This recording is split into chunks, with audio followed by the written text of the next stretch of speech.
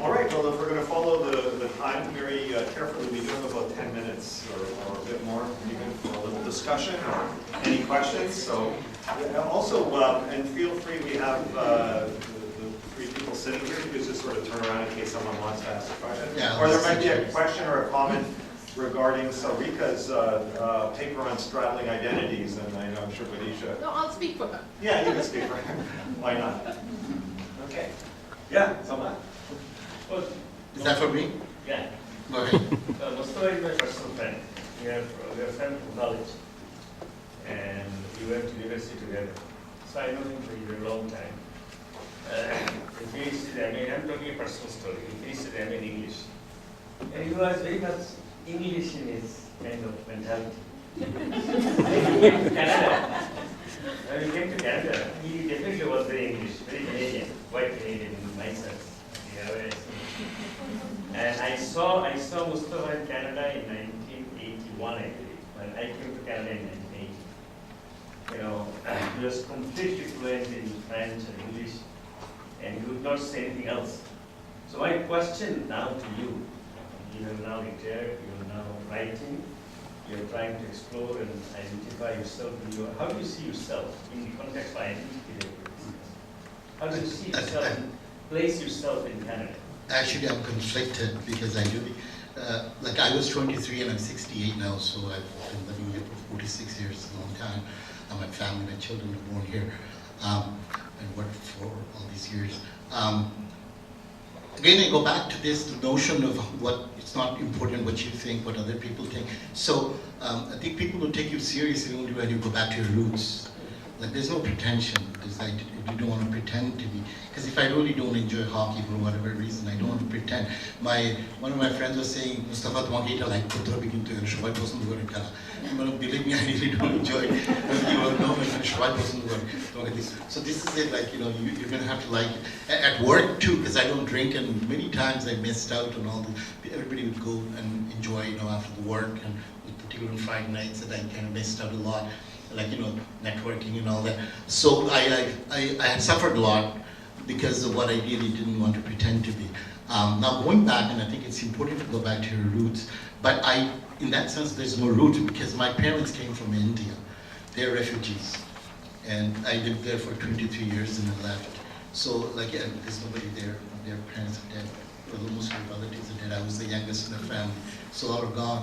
So identity, if you're looking at it, part of my identity is here, and whether or not people in here would see me the same way, that's I continue to ask myself that question.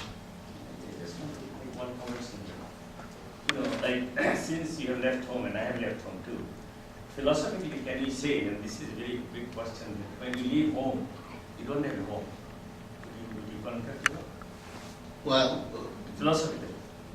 but people say that make Canada your home, like second home. It's a home away from home. There's an expression. So the places where you were born, it's still your home. But it's so changed, cultural dynamism that you can see back home. It's very different, and honestly, I cannot identify with many of the things that my friends do and their children do. So I don't fit in there either. I don't fit in, honestly.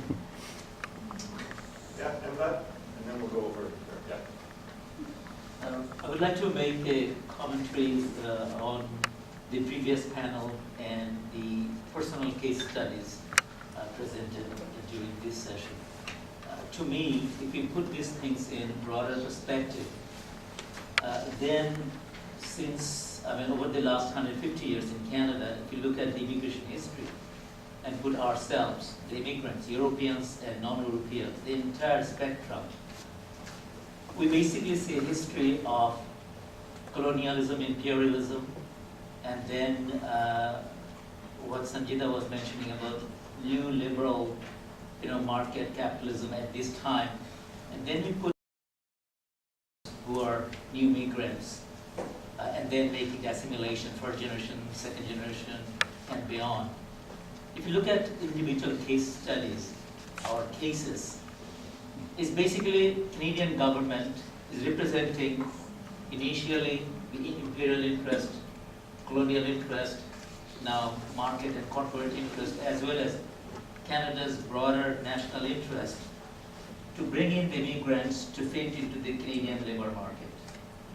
And then suffering starts what Mr. Mustafa Chaudhry elaborated in terms of recognition and equalization and all those things. So the bottom line is individual sufferings, that human cost that is paid by each individual immigrant and his or her families. And that story get lost in this process. So to me, if I ask that question about this identity and other things, but basically about these life adjustments, how to address this or what is the problem?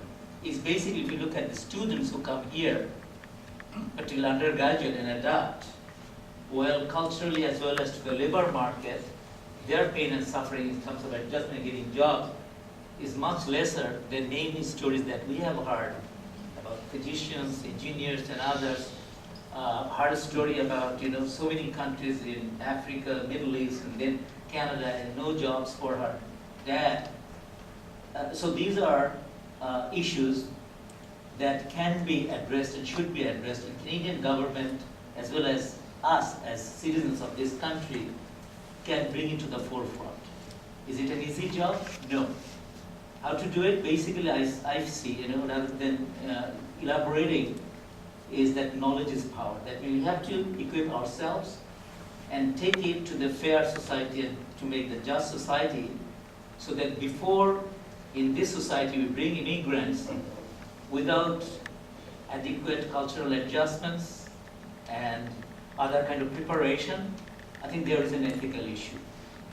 So Canadian government can do, and I have heard that in federal government there are some discussions about putting resources and train potential immigrants in the sending countries. So one of the questions is why Canadian taxpayers' money will go to other countries to train and educate and prepare where there is a chance. It may happen, it may not happen. Someone may decide or may not decide to come over here. So that debate is still going on. So basically now I would like to, saying all this background, I would like to hear from your so much of experience working with Canadian government and so on. Could that ever happen in the Canadian government, and could there be a dialogue and conversation that there is an ethical responsibility in the hands of the Canadian government to reduce this painful sufferings and human cost of these immigrants? The government is serious, actually, in terms of employment equity. There are all kinds of laws in place, all kinds of grants in place, contracts that would give only if the employer commits to have a representative workforce. In that case, there is commitment and there is resources. The question is, to what extent you can make changes towards attitudinal changes. A person who happens to be racist will continue to remain so. There's no legislation against attitudes. You can create a racial environment where people would be harmonious, relationship could exist, but you can't legislate. You have to do through awareness and appreciation. There's a program in government called Embracing Change, and they want to embrace, and you just don't want to tolerate that, but you want to enjoy and celebrate the differences. You can do it only to a certain extent, but then again, it's up to individuals who are growing up. They need to know that we are the same. And I think somebody referred to in one of the speeches that we are all Canadians and we all.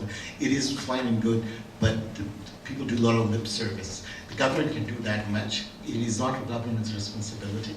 It is individual parents, because bullying starts from school, and a lot of times the parents talk about, and they seem to be making racist comments, and the kids go to school and learn that and practice that. Now, if there's punishment for that, you can do that, but you can only do so much. Attitudinal change, because you can't really pretend that it doesn't exist.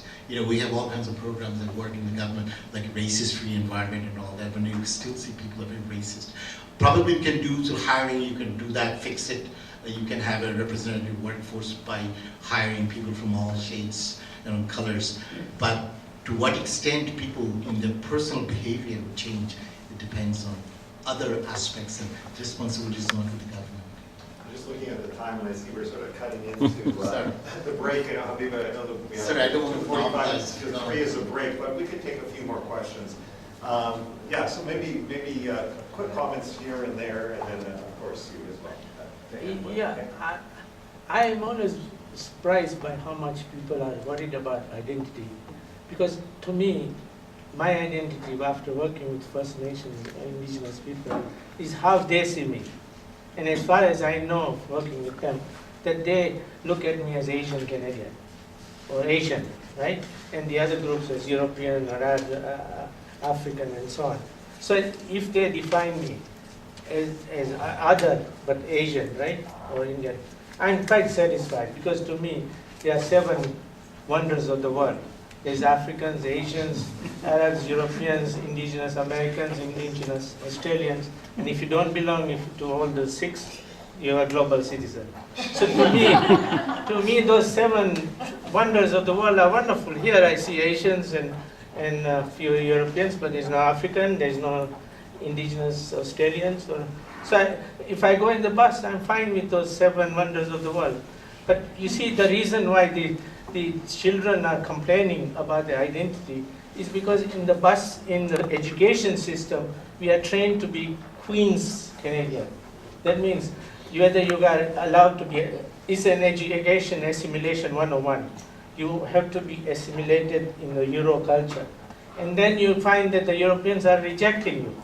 And then you say, oh, I have identity problem. Of course you will have identity, but you describe yourself. As you said, you have Bengali roots, which is in Asia. If you recognize the name Asian, then you'll be fine. But then you can eat your Bengali food, or you can eat your Hindu food or Muslim food, it doesn't matter. But as long as you are suffering from identity disease, you enjoy it until your funeral. If I can just respond to this, actually Canada is one of the first countries that adopted multiculturalism, and it's been followed by other countries. That's Queen's multiculturalism. No, that's not true. Multiculturalism allows you to retain your culture. It encourages you to retain it. It's not assimilation. You integrate. Assimilation means gone. And you're assimilating, and that the government encourages it. And it is a good thing that you are doing it. We're doing it. We have. If you look at my papers where I try to show retention of culture, and right now there are 6 Bengali schools that the government is supporting them for the mother tongue and heritage language, and parents are sending their kids to those schools. So anyway, government encourages you to retain your culture. At the end of the day, of course, how do you look at yourself? By Canadian means you're multicultural, diversity, to talk about pluralism.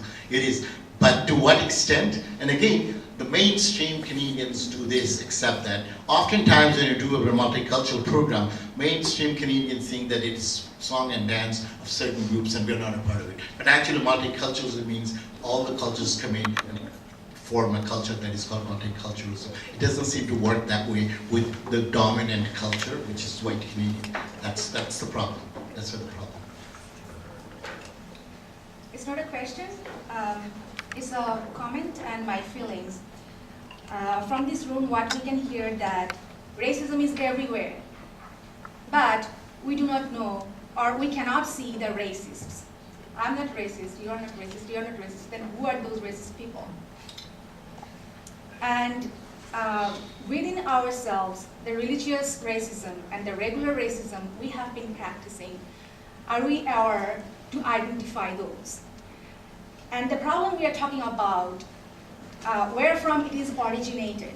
If you look at university and schools, do we ever try to advocate for anti-racist education since their childhood?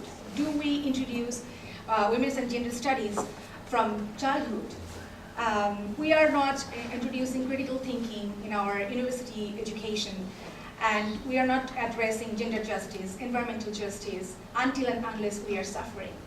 And if you look at the knowledge production system, the way it is being imperialized, the knowledge production system, and if you look at the university funding, science subjects are always privileged. Why hierarchy is reigning within knowledge production system?